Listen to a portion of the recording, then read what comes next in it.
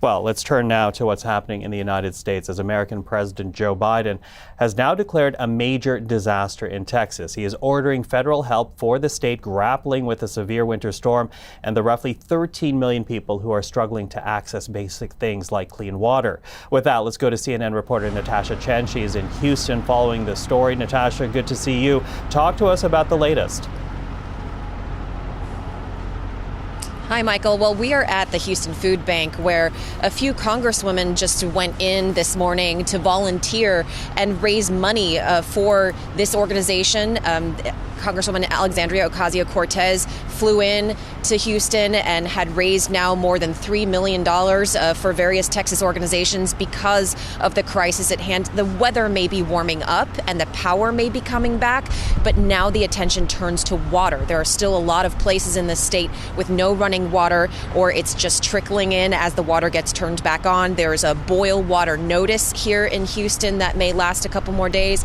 So a lot of people are struggling with that.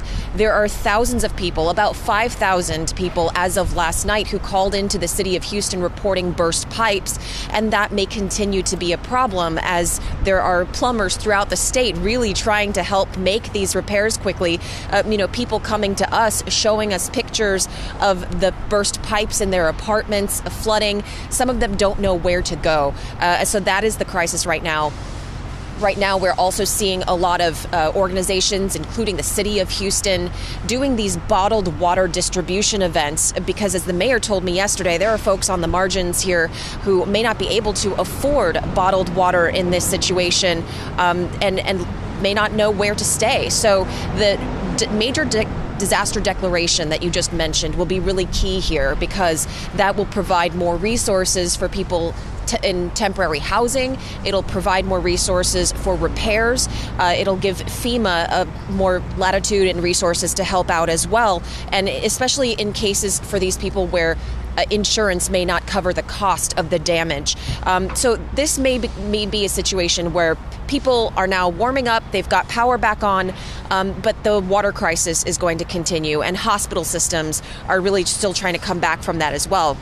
We heard from several hospitals throughout the state who said that they had gone for several days without water. One said they were using rainwater to flush toilets. Also hearing that some patients they discharged were staying in their lobbies because those patients didn't know whether there would be power or water if they were to return home. So a lot of concerns there, as well as questions in the future investigating the state agency that monitors the flow of power through most of the state of Texas, asking questions about what happened here and what can be improved down the line. Michael. Okay, Natasha, I appreciate the update. Thank you for that. CNN's Natasha Chen in Houston, Texas.